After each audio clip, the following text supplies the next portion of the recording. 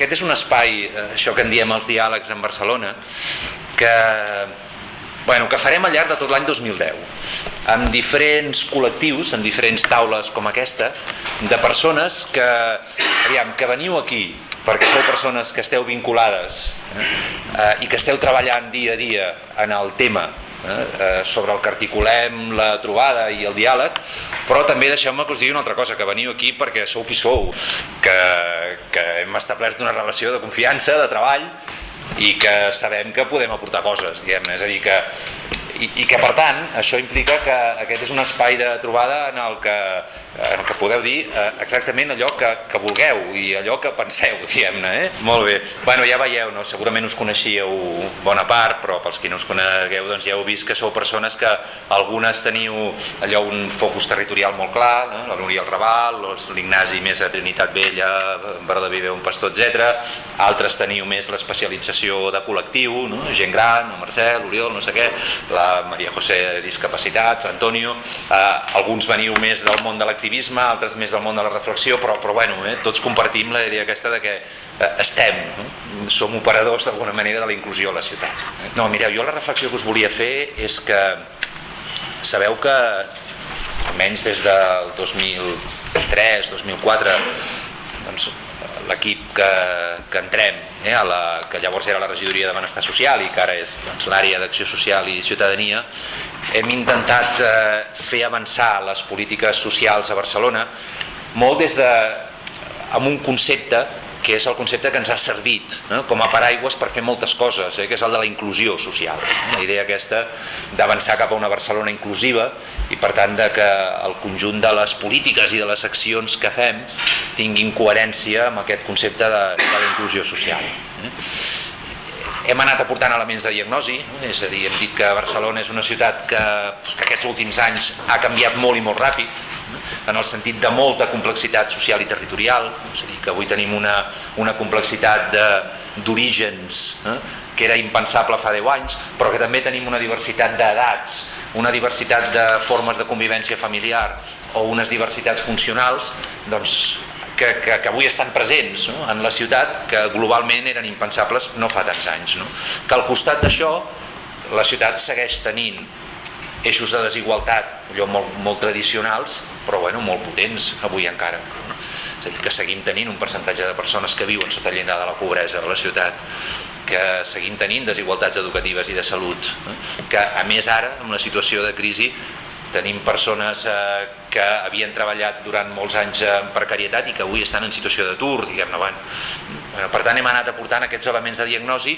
a partir d'una idea, i és que no volem amagar el cap sota l'ala, és a dir, allò que a nosaltres, com a responsables polítics, almenys aquesta és la nostra idea, ens enforteix i ens legitima per intentar apretar que les polítiques socials siguin més i més importants, no és una lectura acrítica i una lectura autocomplaent de la realitat sobre la que volem actuar, sinó una lectura crítica, una lectura que ens fa pensar que encara hi ha moltíssima feina a fer en aquest terreny.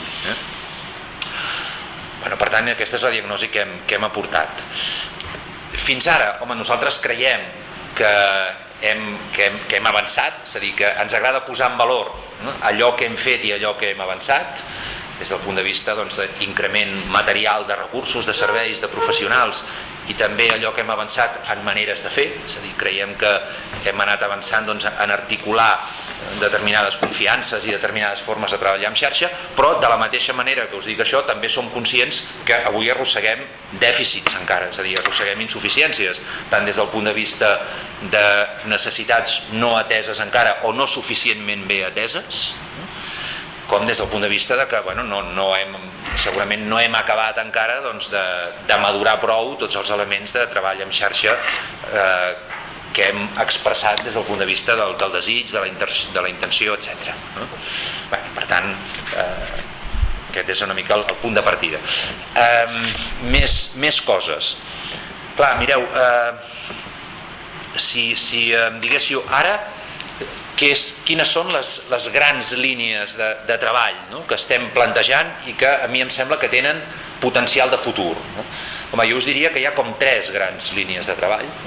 Una primera que té a veure amb aquest repte que tenim com a ciutat i com a país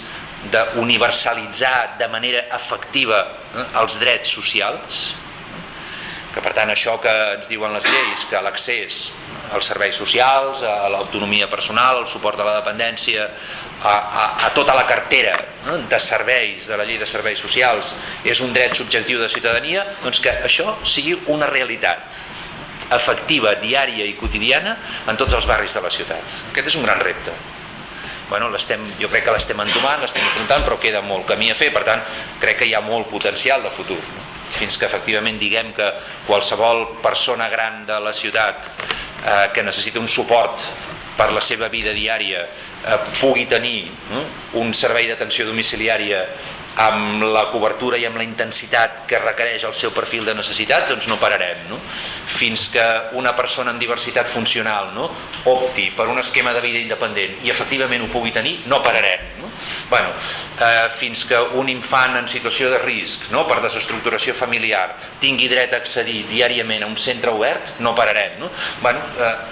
crec que això té molt potencial, no? És a dir, aquesta línia d'anar universalitzant serveis socials. Segona gran línia, tot el que té a veure amb polítiques focalitzades en col·lectius específics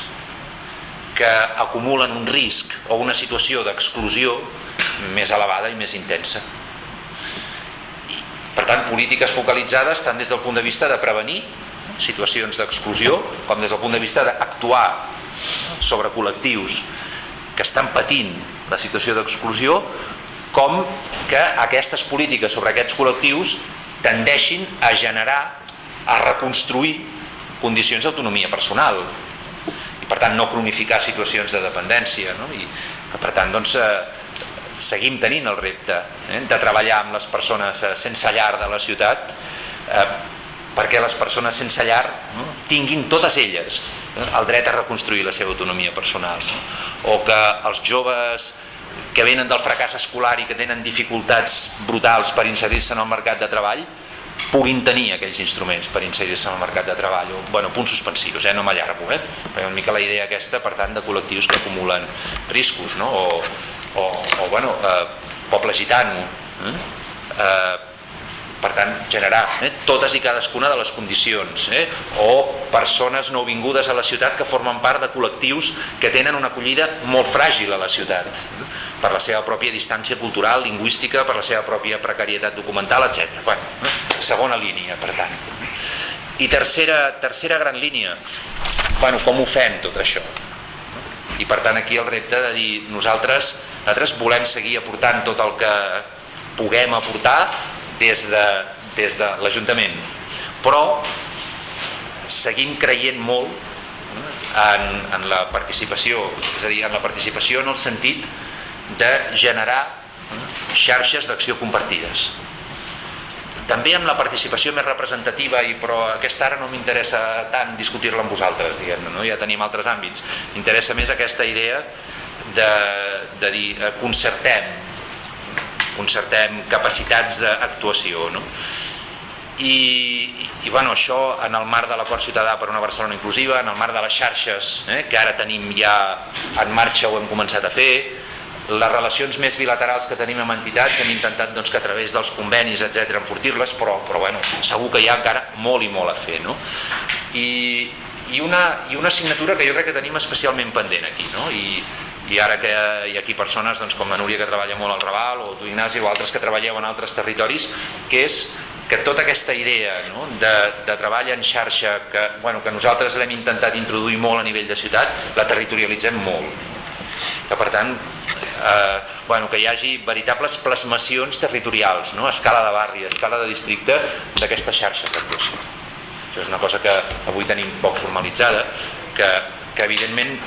aquí una mica cada barri, cada districte ha anat fent el seu procés, i que no es tracta ni d'aturar ni de modificar res, i que està molt bé tot el que s'ha fet, però anar trobant també una metodologia potser més compartida a nivell de ciutat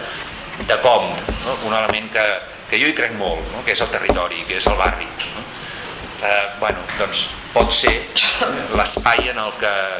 hi hagi plasmacions molt concretes i molt territorials d'aquestes xarxes d'acció.